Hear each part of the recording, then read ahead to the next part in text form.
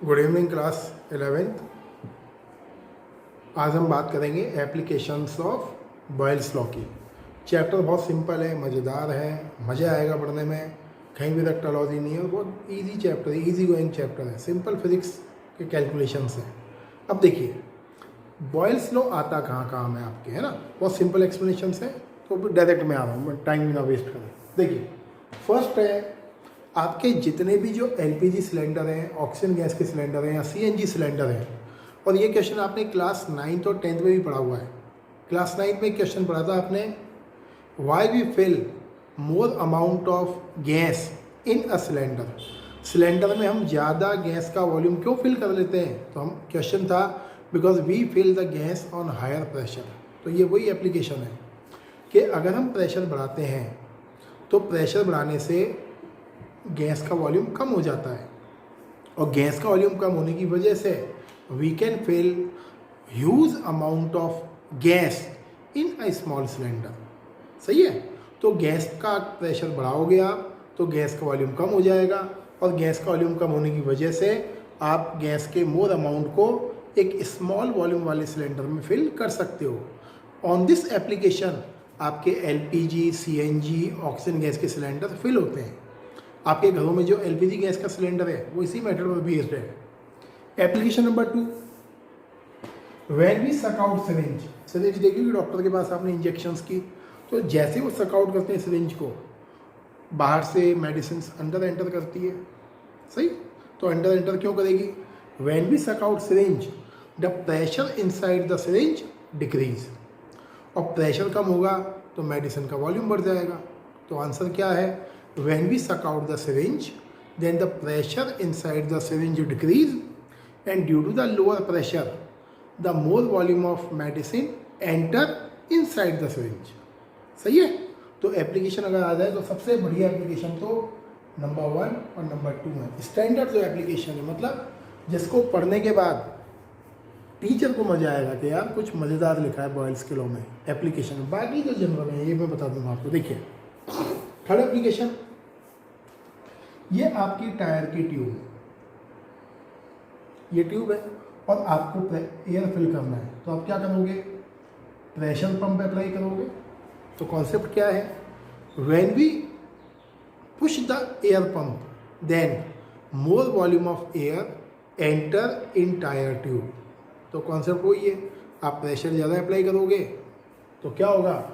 छोटे वॉल्यूम में ज़्यादा अमाउंट ऑफ गैस क्या होगा?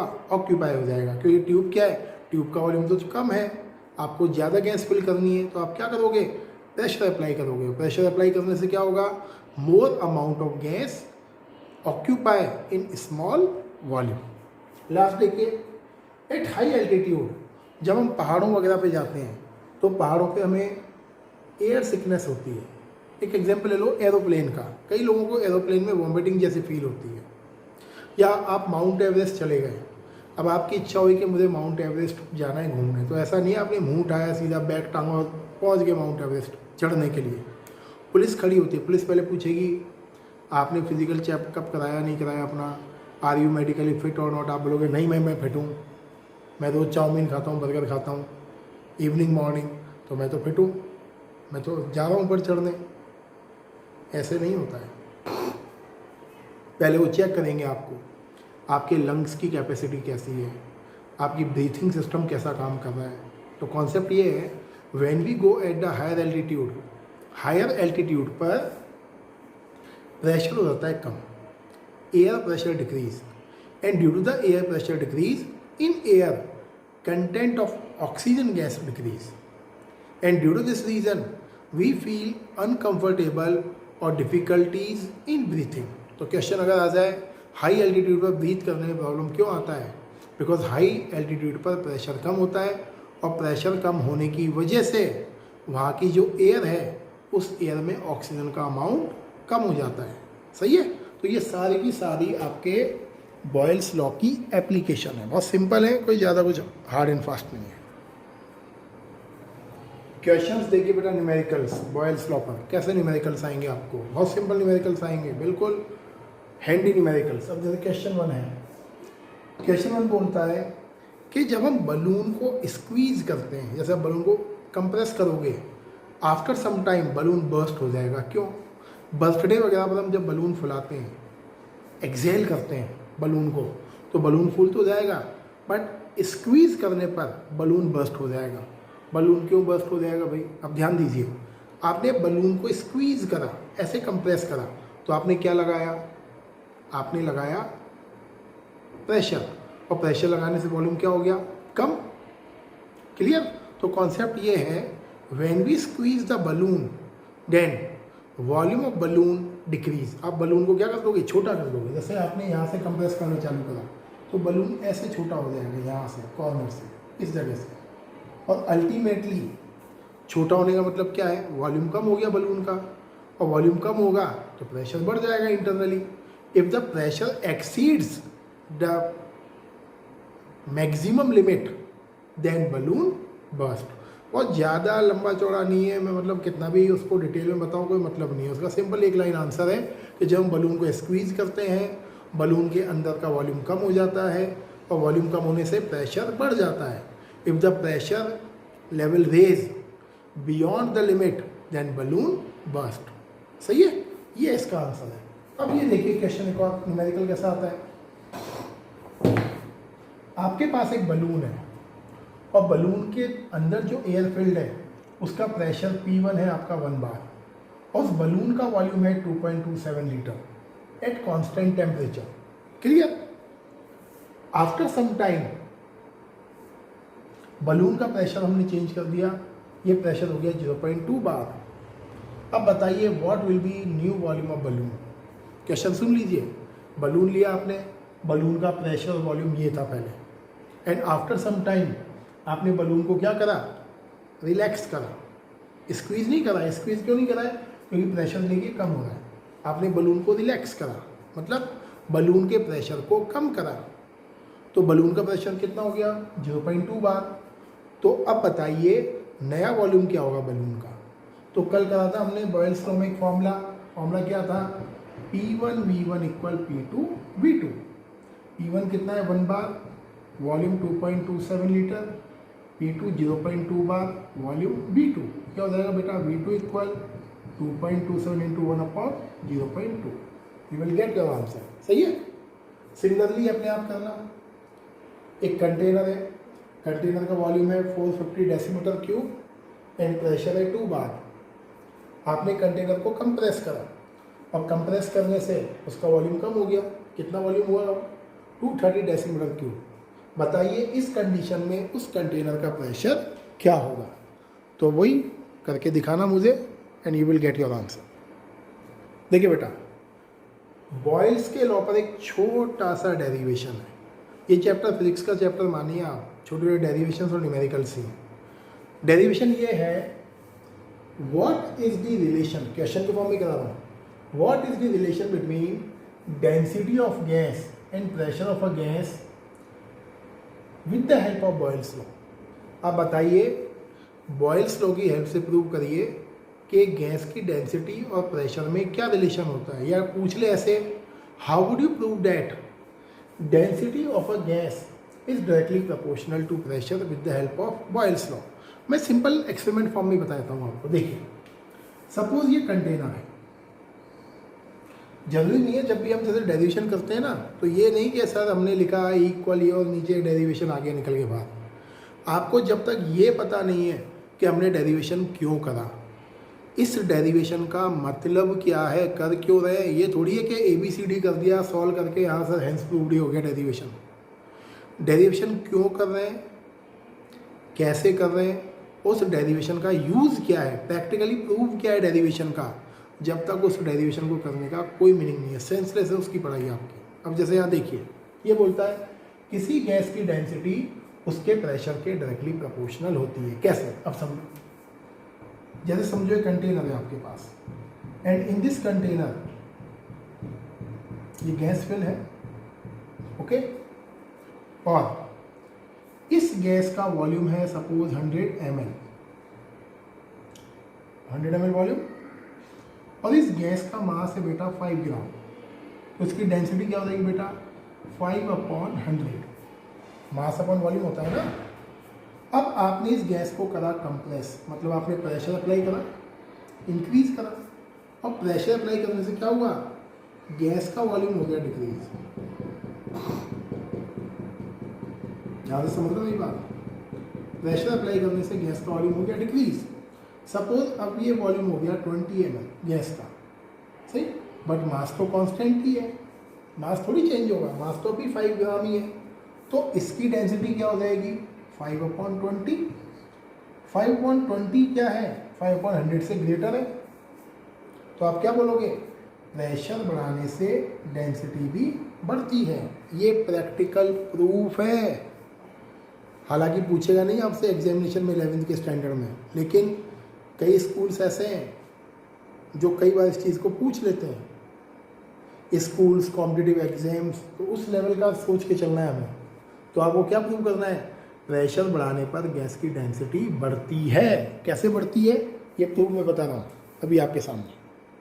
देखिए, बॉयल्स लॉ में पता है P proportional 1/V at temperature T।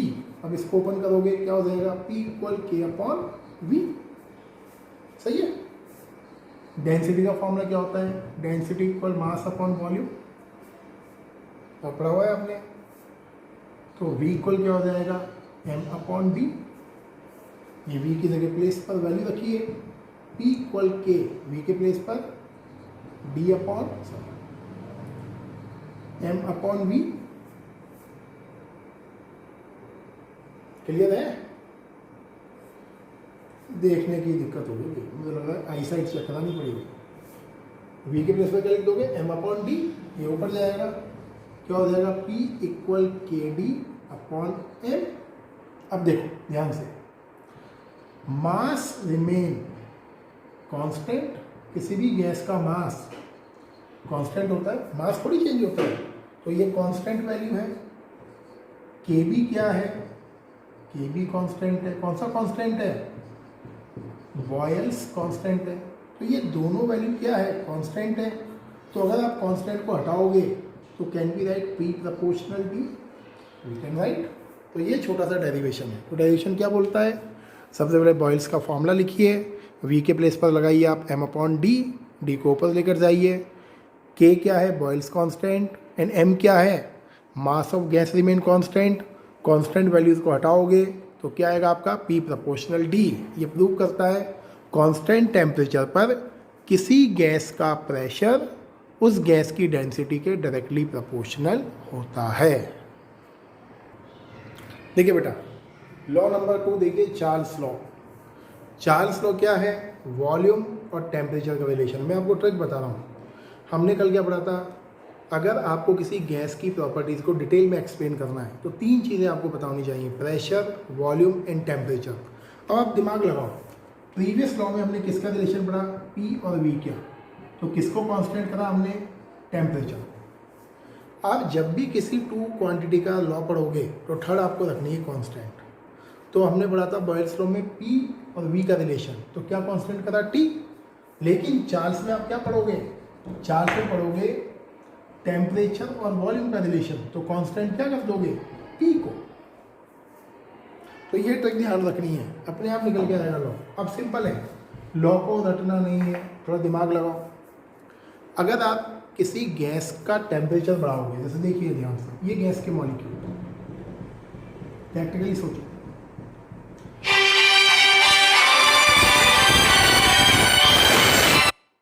तो आप प्रैक्टिकली सोचो, ये सपोज ये आपके पास गैस है और ये गैस के मॉलिक्यूल्स हैं, और आपने गैस के मॉलिक्यूल का बढ़ाया temperature. If we increase the temperature of gaseous molecule, तो क्या होगा, gas will move apart from each other. Gas मतलब गैस मॉलिक्यूल ही है, so the gaseous molecule will move apart from each other. If the gaseous molecule move apart from each other, it means volume of gas increase. तो बहुत simple logic है, बिना रटे समझ में आएंगे लॉज इसके, इतना इजी चैप्टर है। तो क्या बोलोगे, अगर हम किसी गैस का टेम्परेचर बढ़ाते हैं तो उस गैस का वॉल्यूम भी बढ़ता है। तो बहुत सिंपल लॉ है। लॉ क्या है, at the constant pressure volume of a gas is directly proportional to its temperature. मतलब कांस्टेंट प्रेशर पर किसी गैस का वॉल्यूम, कांस्टेंट प्रेशर पर किसी गैस का वॉल्यूम उसके टेम्परेचर के डायरेक्टली प्रोपोर्शनल होता है। क्यों होता है? क्योंकि टेम्परेचर बढ़ाने पर गैस के मॉलिक्यूल, तो मैंने क्या बोला, अगर हम किसी गैस का टेम्परेचर बढ़ाते हैं तो उसका वॉल्यूम भी बढ़ता है, मतलब V प्रोपोर्शनल T है। प्रोपोर्शनलिटी साइन हटाओगे तो क्या आ जाएगा, V इक्वल के T and again V upon T equal के, मतलब V अपॉन टी का ratio is always remain constant. अगर आपकी गैस का वॉल्यूम एंड टेम्परेचर कंडीशन 1 में V1 T1 है और आपने उस गैस के टेम्परेचर वॉल्यूम को चेंज करा और वो चेंज हुआ V2 एंड T2, तो आप क्या लिख दोगे, V1 upon T1 equal V2 upon T2। क्यों? क्योंकि V अपॉन T क्या है, K के इक्वल है। तो उस केस में क्या होगा, आपका V1 अपॉन T1 भी किसके इक्वल होगा, K के। सिमिलरली V2 अपॉन T2 भी किसके इक्वल होगा, K के। और K और K क्या है, कॉन्स्टेंट सेम। तो क्या हो जाएगा, V1 upon T1 equal V2 upon T2। ये चार्ल्स का लॉ है बेटा, बहुत सिंपल लॉ है। देखिए बेटा, एप्लीकेशंस देखिए आप चार्ल्स लॉ की, क्या एप्लीकेशंस होती हैं। चार्ल्स लॉ कहाँ काम आएगा आपके, देखिए application number 1, hot air balloons. आपने सुना होगा, जो साइंटिस्ट हैं मेटेरियोलॉजिकल वाले, हॉट एयर बलून्स को छोड़ते हैं वेदर वगैरह के फोरकास्ट को आइडेंटिफाई करने के लिए, है ना। तो हॉट एयर बलून में है क्या, तो हॉट एयर बलून में क्या करते हैं हम, बहुत सारी एयर फिल करते हैं और नीचे फायर को इग्नाइट करते हैं। तो फायर के इग्नाइट होने से क्या होता है, टेम्परेचर ऑफ एयर इंक्रीज, और जब एयर का टेम्परेचर बढ़ता है तो एयर क्या होगी, एयर का वॉल्यूम इंक्रीज। तो देखिए, when we increase the temperature volume of gas increase, as the volume of gas increase the density of gas decrease. जब आप गैस को गर्म करोगे, हीट करोगे, तो गैस की डेंसिटी कम हो जाएगी, और गैस की डेंसिटी कम होने का मतलब गैस आपकी हल्की हो गई है, लाइटर हो गई है। तो बलून के अंदर जो एयर है that will carry less density, किससे, जो बलून के बाहर एयर है। ये बलून के बाहर कौन सी एयर है, एटमॉस्फेरिक एयर है, और बलून के अंदर कौन सी एयर है, हॉट एयर है। तो हॉट एयर की डेंसिटी कम है किससे, बाहर वाली एयर की डेंसिटी से। इसीलिए ये एयर हल्की होने की वजह से आपका बलून ऊपर की ओर राइज करता है एंड फ्लाई करता है। तो इंपॉर्टेंट क्वेश्चन आ सकता है। दूसरा number, cold drink. Cold drink में हम एक वर्ड लिखा होता है सर्व चिल्ड, ठंडा करके पीजिए। तो सर्व चिल्ड क्यों लिखा होता है भाई, क्यों लिखा होता है, कोल्ड ड्रिंक को ठंडा करके क्यों पीना चाहिए, सिंपल रीजन है, if we decrease the temperature of cold drink then volume of gas decrease.